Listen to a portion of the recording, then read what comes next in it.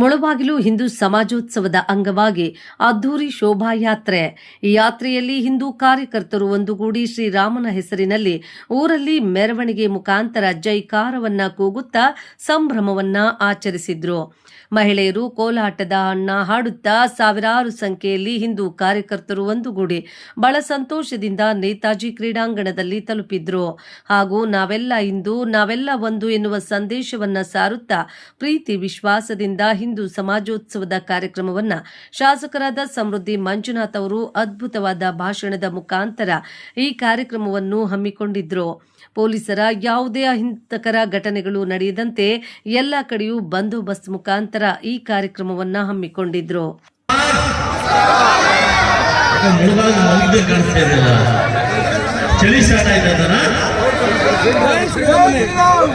ಜೈ ಶ್ರೀರಾಮ್, ಜೈ ಶ್ರೀರಾಮ್, ಜೈ ಶ್ರೀರಾಮ್, ಜೈ ಶ್ರೀರಾಮ್, ಜೈ ಶ್ರೀರಾಮ್.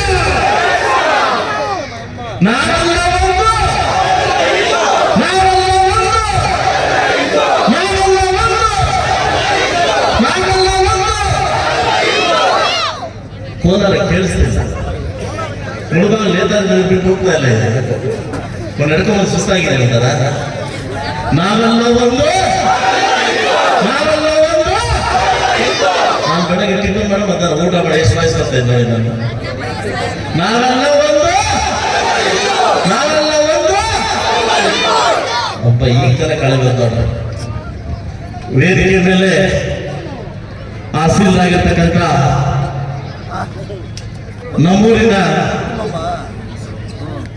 ಪ್ರತಿಭೆ ಅಂತ ಹೇಳ್ಬೋದು. ಅದೇ ಊರಲ್ಲಿ ಹುಟ್ಟಿ ಅದೇ ಊರಲ್ಲಿ ಒಂದು ಭಾಷಣ ಮಾಡೋದು ಒಂದು ಅದೃಷ್ಟ ಅಂತ. ನನ್ನ ಜೊತೆ ವೇದಿಕೆ ಮೇಲೆ ಆಸಕ್ತಿದ್ದಾರೆ ಶ್ರೀ ಗುರುಜಿ ಅವರೇ, ಹಾಗೂ ನಮ್ಮ ಕಲ್ಲಳ್ಳಿ ವೆಂಕಟೇಶ್ ಆಚಾರ್ಯ ಅವರೇ, ಹಾಗೂ ಡಾಕ್ಟರ್ ಈಗ್ತಾನೆ ನಮ್ಮನ್ನೆಲ್ಲ ಮಾತಾಡ್ತಕ್ಕಂಥ ಡಾಕ್ಟರ್ ಲಕ್ಷ್ಮೀಜಿ ಮೇಡಮ್ ಅವರೇ, ಹಾಗೂ ನಮ್ಮ ಕಾಶಿನಾಥ್ ಶೆಟ್ಟಿ ಅವರೇ, ಹಾಗೂ ಉಡುಪಿ ಭಾಗದಿಂದ ಮುಳುಬಾಗಿಲು ಬಂದಿರತಕ್ಕಂಥ ಮತ್ತೋರ್ವ RSS ನಾಯಕರಾಗಿರ್ತಕ್ಕಂಥ ನಮ್ಮ ಇವತ್ತಿನ ಕೇಂದ್ರದಿಂದ ಆಗಿರ್ತಕ್ಕಂಥ ನಮ್ಮ ಸತೀಶ್ ಸುತ್ತೇರವರೇ, ಮುಳುಬಾಗಿಲಿಗೆ ಸ್ವಾಗತವನ್ನು ಬಯಸ್ತಿದ್ದೇವೆ ಶಾಸಕರ ಕಡೆಯಿಂದ.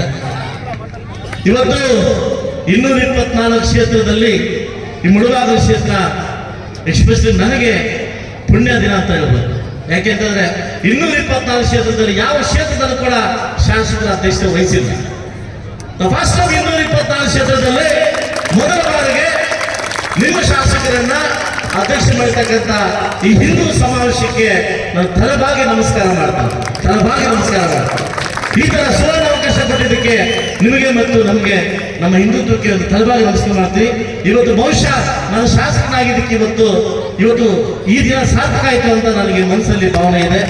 ಇವತ್ತು ಈ ವಿಜೃಂಭಣೆಯಿಂದ ಸಹಸ್ರಾರು ಸಂಖ್ಯೆಯಲ್ಲಿ ಹಿಂದೂ ಸಮಾವೇಶದಲ್ಲಿ ಭಾಗವಹಿಸಿ, ಬಹುಶಃ ನಮಗೆ ಅವಶ್ಯಕತೆ ಅಲ್ಲ, ಅನಿವಾರ್ಯತೆ ಇತ್ತು. ಅವಶ್ಯಕತೆಗೂ ಅನಿವಾರ್ಯತೆ ತುಂಬಾ ವ್ಯತ್ಯಾಸ ಇದೆ. ಇವತ್ತು ಈ ಹಬ್ಬ ಅನಿವಾರ್ಯತೆ ಇತ್ತು, ನಮಗೆ ಅನಿವಾರ್ಯತೆ ಇತ್ತು. ಸೊ ಸಾಕಷ್ಟು ವಿಚಾರಣೆ ಬಂದಾಗ ನನಗೆ ರಾಜಕಾರಣದಲ್ಲಿ ಭಾಷಣ ಮಾಡೋ ಅಭ್ಯಾಸ, ಈ ತರ ಹಿಂದುತ್ವದಲ್ಲಿ ಭಾಷಣ ಮಾಡೋ ಅಭ್ಯಾಸ ಇಲ್ಲ. ಸುಮಾರು ತುಂಬಾ ಏನ್ ಮಾತಾಡೋ ಸ್ವಲ್ಪ ಹುಷಾರಾಗಿ ಮಾತಾಡ್ಬೇಕಿಲ್ಲ. ಯಾಕಂದ್ರೆ ಇದು ಈ ತರ ವೇದಿಕೆ, ಫಸ್ಟ್ ಈ ತರ ವೇದಿಕೆ ನಾನು ಮಾತಾಡ್ತಾ ಇದ್ದೆ, ಅದಕ್ಕೆ ಸ್ವಲ್ಪ ಹುಷಾರಾಗಿ ಮಾತಾಡ್ಬೇಕು. ಅದಕ್ಕೆ ನಾನು ಹೇಳೋದಂದ್ರೆ, ಇವತ್ತು ಬರ್ತಾ ಬರ್ತಾ ಬರ್ತಾ ಬರ್ತಾ ಹಿಂದುತ್ವ ಹಿಂದುತ್ವ ಹಿಂದುತ್ವ ಹಿಂದುತ್ವ ಅಂತ ಹುಡ್ತಾ ಇದೆ, ಈಗ ಎದ್ದು ಹೇಳ್ತಾ ಇದೆ. ಸ್ವಲ್ಪ ದಿವಸಗಳಿಂದ ಮಲಗಿತ್ತು. ಯಾಕೆಂದ್ರೆ ಜಾತಿ ಜಾತಿ ಜಾತಿ ಜಾತಿ ಅಂತ ಹೋಗ್ತಾ ಇತ್ತು, ಜಾತಿಯಿಂದ ಹೋಗ್ತಾ ಇತ್ತು. ನಾವು ಆ ಜಾತಿ, ನಾವು ಈ ಜಾತಿ ಅಂತ ಹೋಗ್ತಾ ಇದ್ವಿ. ಕೊಡಲ್ಲ, ನಾವು ಅಹಂಕಾರನ ಬಿಟ್ರೆ, ನಾವು ಅಹಂಕಾರ ಬಿಟ್ರೆ, ನಾವು ಒಂದು ಹಿಂದೂ ಬಂದ್ರೆ ಹಿಂದೂ ಅವತ್ತು ಹುಟ್ಟುತ್ತೆ. ಫಸ್ಟ್ ಆಫ್ ಆಲ್ ಮನುಷ್ಯತ್ವದಲ್ಲಿ, ವ್ಯಕ್ತಿತ್ವದಲ್ಲಿ ನಾವು ಅಹಂಕಾರವನ್ನು ಬಿಡಬೇಕಾಗುತ್ತೆ. ನಾವು ಅಲ್ಲ, ನಾವು ಇವತ್ತು ಕ್ಷೀಣಿಸ್ತಾ ಇದೆ, ಮತಾಂತರ ಆಗ್ತಾ ಇದೆ. ಮತಾಂತರ ಇವತ್ತು ನಮ್ಮನ್ನು ಭೇಟೆ ಮಾಡ್ತಾ ಇದ್ದಾರೆ.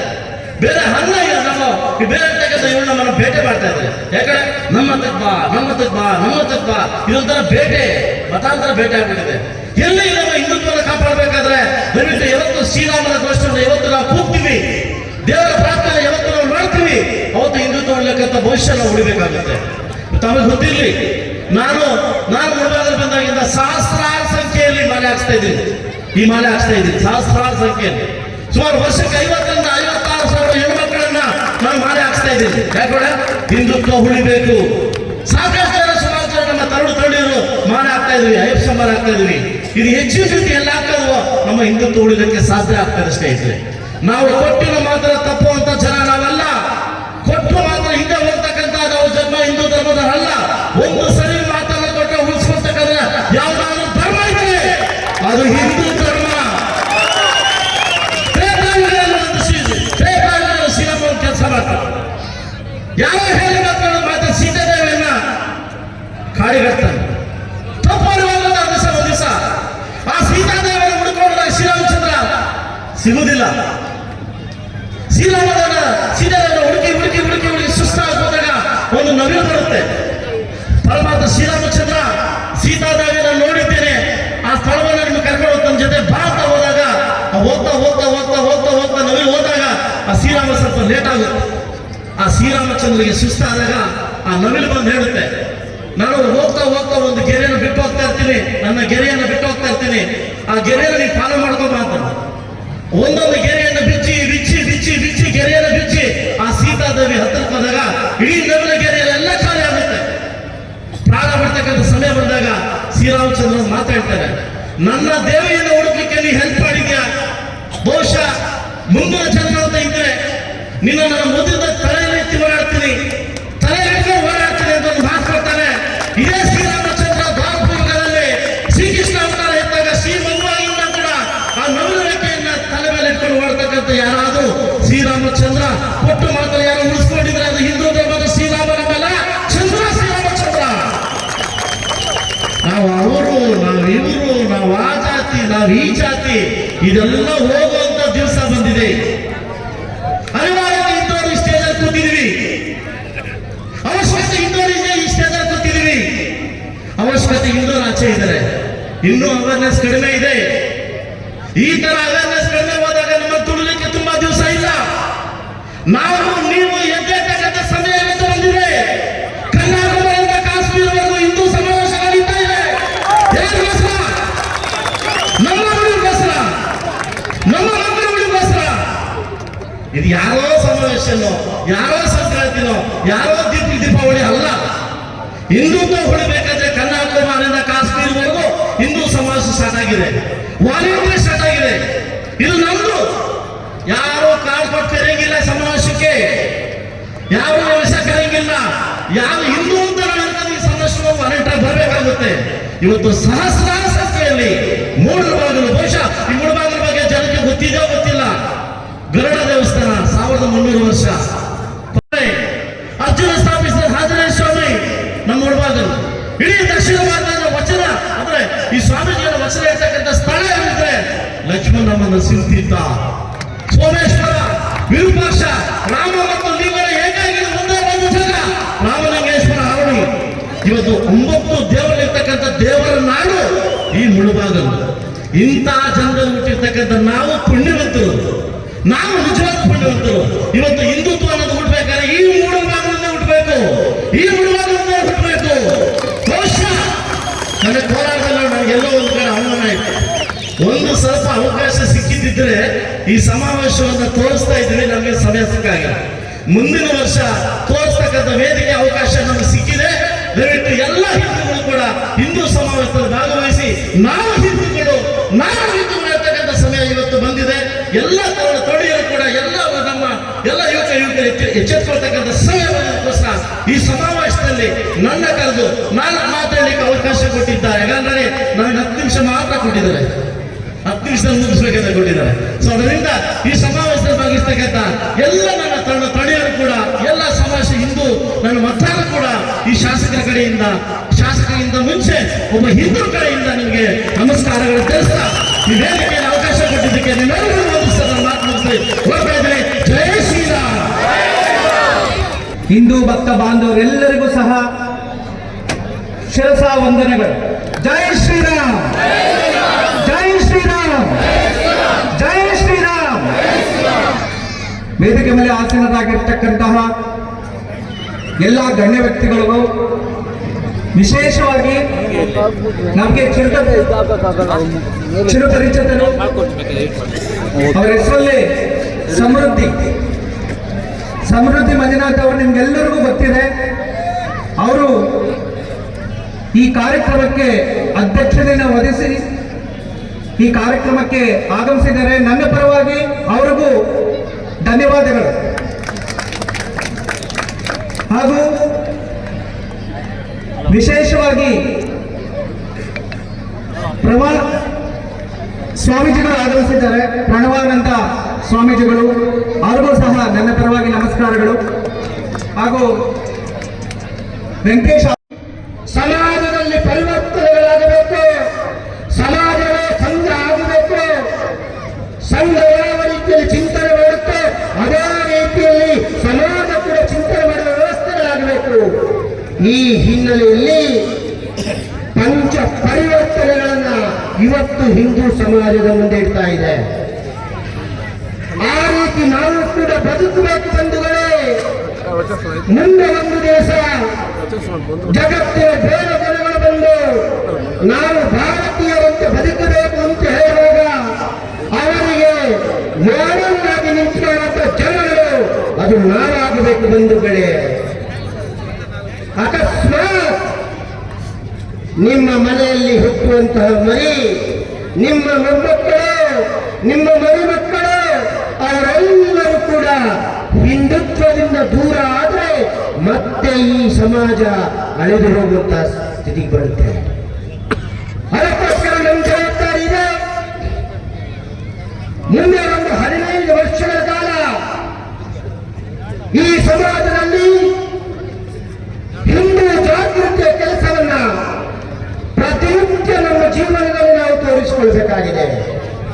ಹಿಂದೂ ಆಚರಣೆಯನ್ನ ನಾವು ನಿತ್ಯದ ಜೀವನದಲ್ಲಿ ತೊಡಗಿಸಿಕೊಳ್ಳಬೇಕಾಗಿದೆ.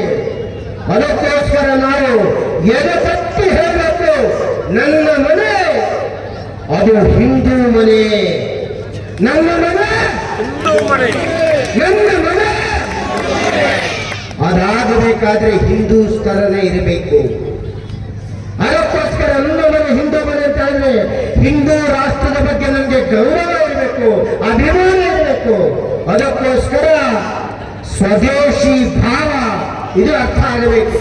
ಇದೊಂದು ಚಿತ್ರ ಹಾಕಿದ್ದಾರೆ, ಹೋಗುವಾಗ ನೋಡ್ಕೊಳ್ಬೇಕಾದ್ರೆ ಸ್ವಭೂಷ, ಸ್ವಭಾಷ, ಸ್ವಭವನ, ಈ ರೀತಿ ವೇಷ, ಭೂಷ, ಭವನ, ಭಾಷಾ ಎಲ್ಲದರಲ್ಲೂ ಕೂಡ ನಮ್ಮತನ ಇರಬೇಕು. ನಮ್ಮ ಮನೆಯಲ್ಲಿ ಮಾತನಾಡುವ ಭಾಷೆ ಯಾವುದು? ಅದು ನಮ್ಮ ಮಾತೃಭಾಷೆಯ. ನಮ್ಮ ಮಾತೃಭಾಷೆಯಲ್ಲಿ ನಮ್ಮ ಮಕ್ಕಳಿಗೆ ಶಿಕ್ಷಣ ಆಗ್ತಾ ಇದೆಯಾ? ನಮ್ಮ ಮನೆಯಲ್ಲಿ ಆಗುವಂತಹ ಎಲ್ಲ ವ್ಯವಸ್ಥೆಗಳು ಅದು ಸರಳತೆಯ ಭಾವದಿಂದ ಕೂಡಿದೆಯಾ? ಅದಕ್ಕೋಸ್ಕರ ನಮ್ಮ ಮನೆ ಸ್ವದೇಶಿ ಮನೆಯಾಗಬೇಕು. ಒಂದು ದೇವಸ್ಥಾನಕ್ಕೆ ಹೋಗಬೇಕಾದ್ರೆ ಹಿಂದುವಾಗಿ ನಾವು ಹೋಗಬೇಕು. ಹಿಂದುವಾಗಿ ಹೋಗಬೇಕಾದ್ರೆ ಯಾವ ರೀತಿ ಇರಬೇಕು ನೀವೇ ಚಿಂತನೆ ಮಾಡಿ. ಹಾಗಾಗಿ ನನ್ನ ಮನೆ ಅದು ಸ್ವದೇಶಿ ಮನೆ ಆಗಬೇಕು. ಎರಡನೇದು, ನನ್ನ ಮನೆ ಪರಿಸರಕ್ಕೆ ಪೂರಕವಾಗಿ ಉಳಿಬೇಕು. ಪರಿಸರ ಅಂತ ಹೇಳಿದ್ರೆ ನನ್ನ ಸುತ್ತಮುತ್ತ ಇರುವಂತಹ ವಾತಾವರಣ. ಇವತ್ತು ಪರಿಸರವನ್ನು ನಾಶ ಮಾಡುವ ಮೂಲಕ ಮುಂದೆ ಬರುವಂತಹ ಸಮಾಜಕ್ಕೆ ನಮ್ಮನ್ನು ನಾವು ತಡೆಗೋಡೆಯಾಗಿ ಇಟ್ಕೊಂಡಿದ್ದೇವೆ. ನೀರಿನ ವ್ಯವಸ್ಥೆ ಸರಿಯಾಗಿಲ್ಲ, ಗಾಳಿ ವ್ಯವಸ್ಥೆ ಸರಿಯಾಗಿಲ್ಲ,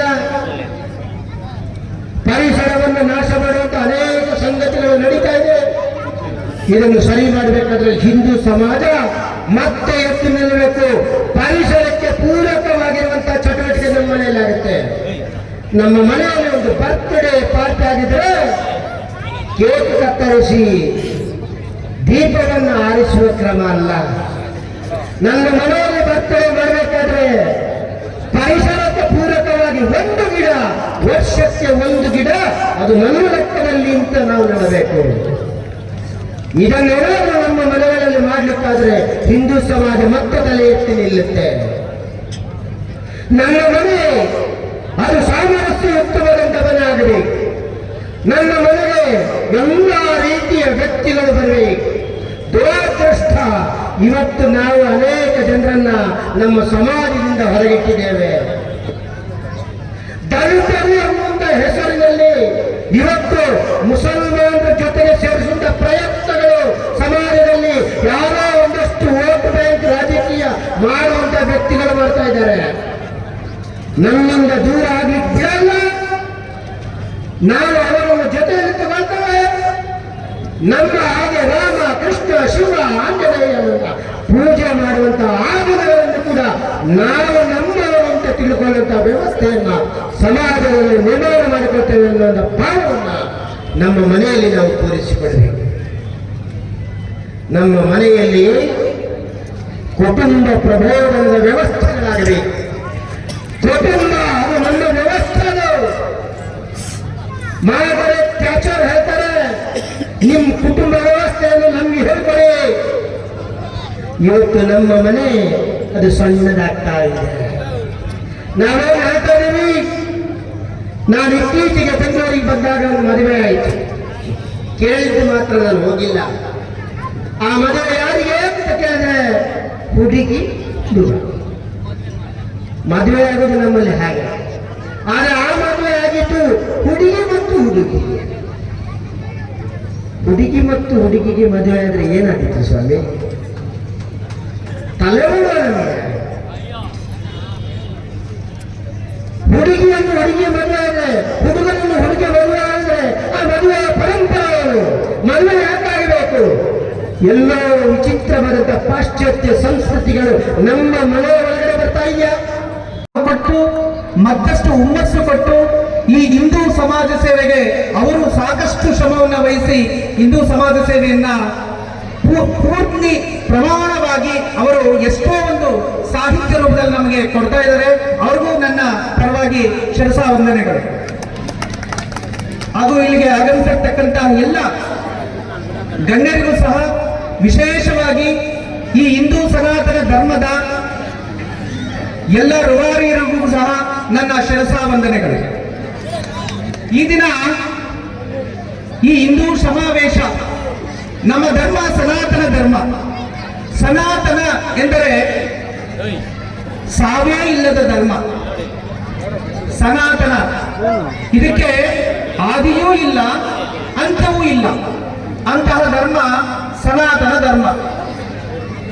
ಈ ಸನಾತನ ಧರ್ಮ ಹಿಂದೂ ಧರ್ಮ. ಇದರ ಬಗ್ಗೆ ಸಣ್ಣದಾಗಿ ನಿಮ್ಗೆ ಅರ್ಥ ಆಗ್ಬೇಕು ಅಂತಂದ್ರೆ ಒಂದು ವಿಷಯವನ್ನ ಹೇಳ್ತೀನಿ, ಕೇಳಿ. ಒಂದು ಕಥೆಯ ರೂಪದಲ್ಲಿ ಹೇಳ್ತೀನಿ. ವಿದೇಶಿಯರು ಒಮ್ಮೆ ಭಾರತಕ್ಕೆ ಬಂದರು. ಆ ಹಿಮಾಲಯ ಪರ್ವತದಲ್ಲಿ ಸಾಕಷ್ಟು ಋಷಿಮುನಿಗಳೆಲ್ಲರೂ ಸಹ ಧ್ಯಾನವನ್ನ ಮಾಡ್ತಾ ಇರ್ತಾರೆ. ಆ ಸಮಯದಲ್ಲಿ ಸ್ವಾಮಿ ಇದು ಯಾವ ಧರ್ಮ ಅಂದಿದ ತಕ್ಷಣ ಅವರು ಹೇಳಿದ್ದು, ಇದು ಸಿಂಧೂ ಧರ್ಮ, ಸನಾತನ ಧರ್ಮ, ಹಿಂದೂ ಧರ್ಮ ಅಂತ ಹೇಳಿದ್ರು. ಸ್ವಾಮಿ, ಈ ಧರ್ಮದಲ್ಲಿ ಸಾಕಷ್ಟು ಗ್ರಂಥಗಳಿದೆ, ಸಾಕಷ್ಟು ದೇವತೆಗಳಿದ್ದಾರೆ, ಸಾಕಷ್ಟು ದೇವರುಗಳಿದಾರಲ್ಲ, ಇದು ಹೇಗೆ ಒಂದೇ ಧರ್ಮ ಆಗುತ್ತೆ ಅಂತಂದ್ರು. ಆಗ ದೂರದಲ್ಲಿರ್ತಕ್ಕಂಥ ಒಂದು ಹೂವಿನ ತೋಟವನ್ನ ತೋರಿಸಿದ್ರು. ಆ ಹೂವಿನ ತೋಟವನ್ನ ತೋರಿಸಿ, ನೋಡಿ ಅಲ್ಲಿ ದೂರದಲ್ಲಿ ಹೂವಿನ ತೋಟ ಇದೆ, ಅದರಲ್ಲಿ ಎಲ್ಲಾ ಹೂಗಳು ಇದೆ. ಸೇವಂತಿಗೆ ಇದೆ ಆ ಹೂವಿನ ತೋಟದಲ್ಲಿ, ಬಾಳೆ ಮರನೂ ಇದೆ, ತಾವರೆ ಹೂವನೂ ಇದೆ, ಪಾರಿಜಾತ ಪುಷ್ಪಗಳು ಇದೆ, ಎಲ್ಲಾ ಹೂಗಳು ಅಲ್ಲಿದೆ. ಅದಕ್ಕೆ ಅದು ಹೂವಿನ ತೋಟವಾಯಿತು. ಅಲ್ಲಿ ಒಂದೇ ಹೂವು ಇಟ್ಟಿದ್ರೆ ಆ ಹೂವಿನ ತೋಟ ಆಗ್ತಾ ಇರಲಿಲ್ಲ. ಅದರಿಂದ ಎಲ್ಲಾ ಹೂಗಳು ಒಂದು ಸಮವಾಗಿದ್ರೆ ಅದು ತೋಟ ಆಗುತ್ತೆ. ಒಂದೇ ಹೂವ ಆಗಿದ್ರೆ ಅದು ಅಹಂಕಾರ ಆಗುತ್ತೆ. ಅಹಂಕಾರವಿಲ್ಲದ ಧರ್ಮ ಯಾವ್ದಾದ್ರು ಇದೆ ಅಂತಂದ್ರೆ ಅದೇ ಸನಾತನ ಧರ್ಮ, ಅದೇ ಹಿಂದೂ ಧರ್ಮ ಅಂತ ಆ ಋಷಿಗಳು ಹೇಳ್ತಾರೆ. ನಮ್ಮ ಧರ್ಮಕ್ಕೆ ಮೂಲ, ಸಾಕಷ್ಟು ಜನ ಮಾತಾಡ್ತಾರೆ ನಮ್ಮ ಧರ್ಮಕ್ಕೆ ಮೂಲ ಏನು ಅಂತ.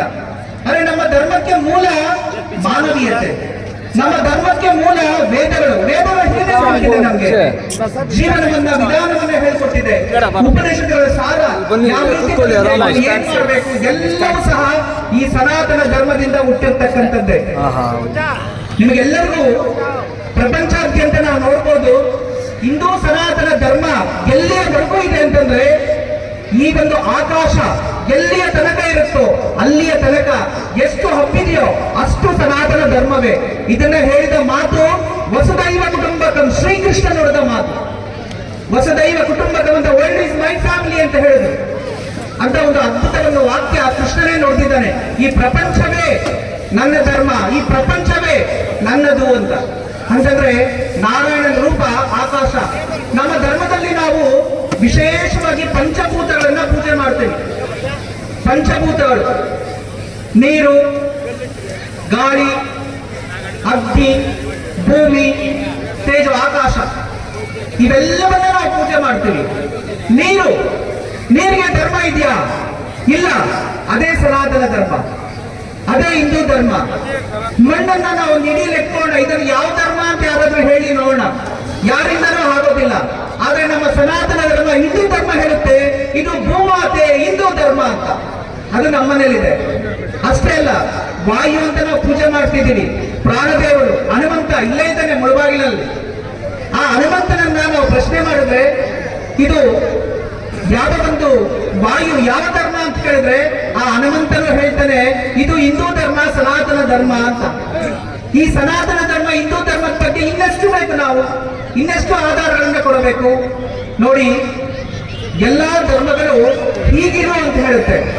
ಎಲ್ಲಾ ಧರ್ಮಕ್ಕೂ ಇದೇ ರೀತಿ ಇರಬೇಕು ಅಂತಿದೆ.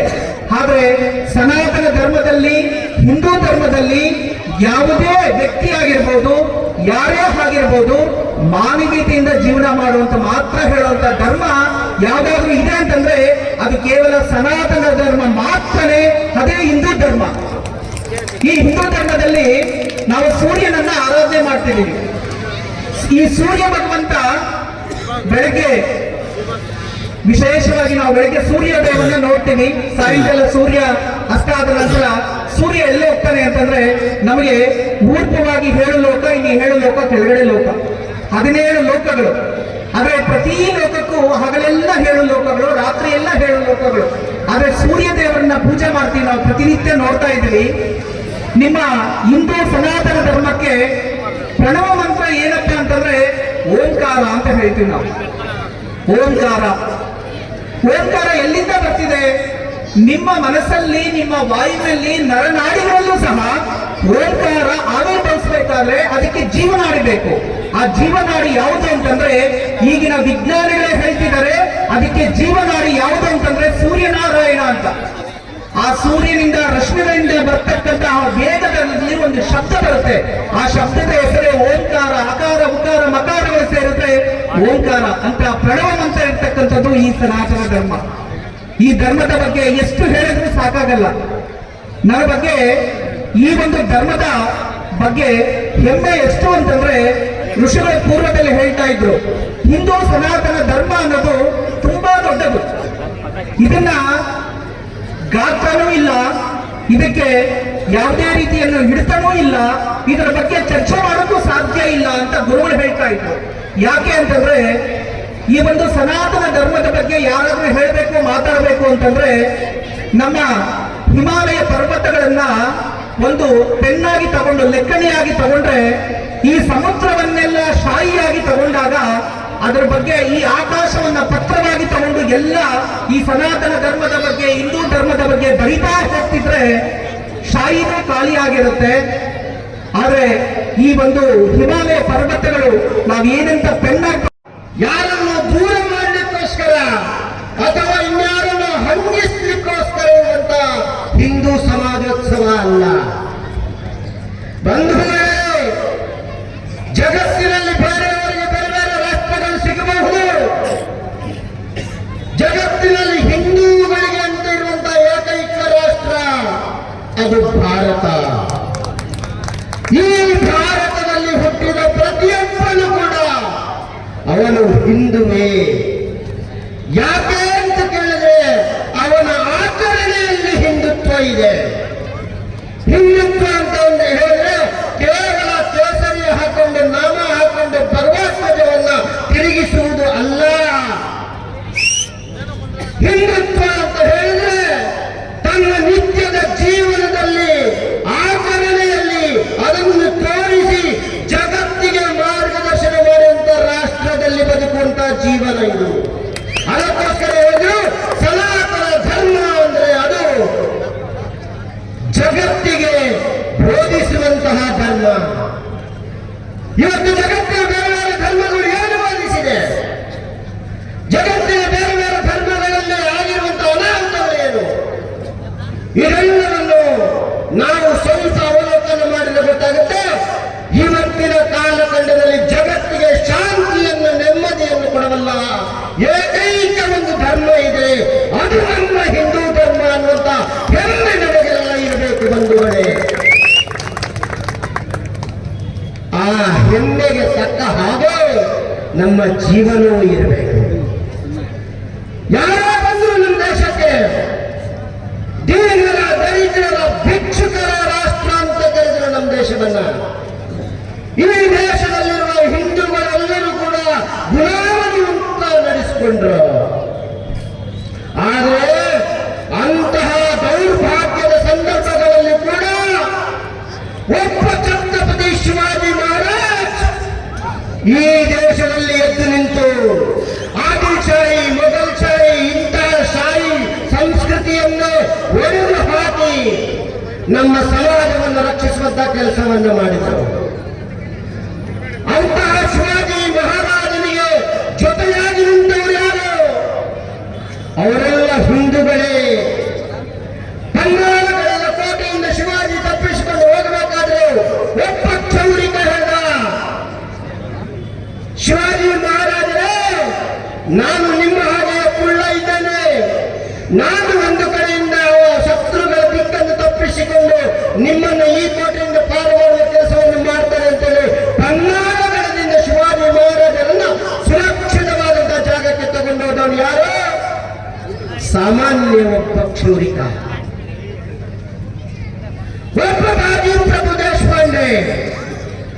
ವಿಶಾಲ ಗಡದ ಕೋಟೆಯ ಒಳಗಡೆ ಶತ್ರುಗಳು ನುಗ್ಗಬಾರದು ಅಂತ ಹೇಳ್ಕೊಂಡು ಛತ್ರಪತಿ ಶಿವಾಜಿಯನ್ನು ಬೇರೆ ದಿಕ್ಕಿನಲ್ಲಿ ಕಳುಹಿಸಿಕೊಟ್ಟು 3 ತೋಪುಗಳ ಶಬ್ದ ಬರುವವರೆಗೆ ವಿಶ್ರಾಂತಿ ಇಲ್ಲದೆ ಕೇವಲ 300 ಸಂಖ್ಯೆಯಲ್ಲಿ ತನ್ನ ಸೈನಿಕರನ್ನು ಹಿಡ್ಕೊಂಡು ಹೋರಾಟ ಮಾಡಿದ ಬಾಜಿಪ್ರಭು ದೇಶಪಾಂಡೆ ಅವನೊಬ್ಬ ಬ್ರಾಹ್ಮಣ.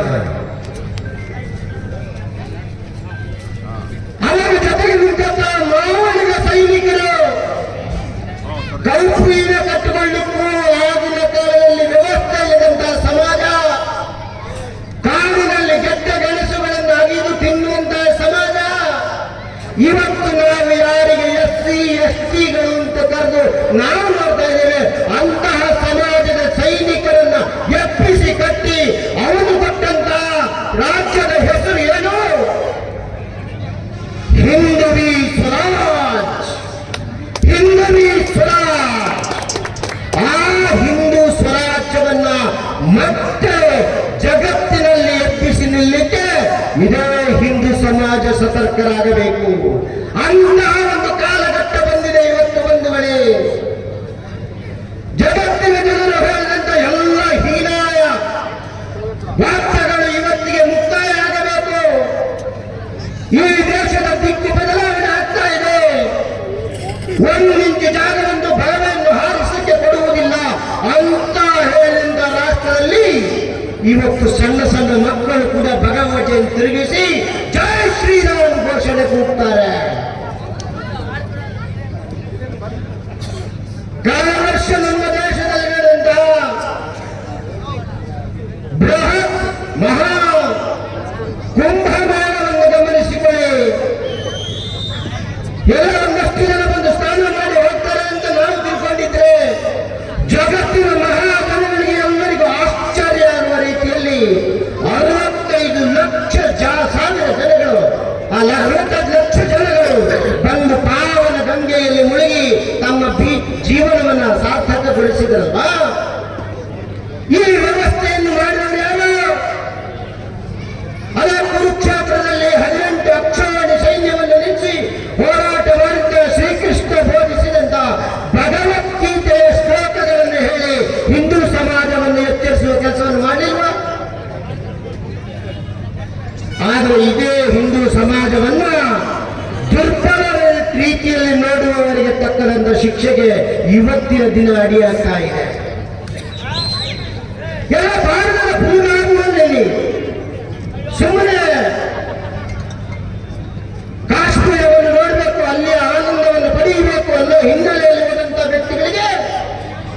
ನೀವು ಹಿಂದೂಗಳು ಅಂತ ನಿಮ್ಮನ್ನು ಕೇಳ್ಕೊಂಡು ಅಲ್ಲಿ ಗುಂಡು ಹೊರಟ್ರಲ್ಲ. ಬಾಂಗ್ಲಾದೇಶದಲ್ಲಿ ನೀವು ಹಿಂದೂಗಳಿದ್ದೀರಿ, ಅದಕ್ಕೋಸ್ಕರ ನಿಮ್ಮ ಮೇಲೆ ಆಕ್ರಮಣಗಳಾಗ್ತಾ ಇದೆಯಲ್ಲ. ಇದಕ್ಕೆಲ್ಲದಕ್ಕೂ ಸರಿಯಾದಂತ ಉತ್ತರ ಮತ್ತೆ ಮೂಡಲ ಬಾಗಿಲಿನಿಂದ ಸಿಗಬೇಕು ಬಂಧುಗಳೇ. ಆ ಹಿನ್ನೆಲೆಯಲ್ಲಿ ಮುಂದೆ ಬರುವಂತಹ ದಿನಗಳು ಅದೆಲ್ಲ ನಮ್ಮನ್ನು ಎಚ್ಚರಿಸಲಿಕ್ಕೆ ಇರುವಂತಹ ದಿನಗಳು.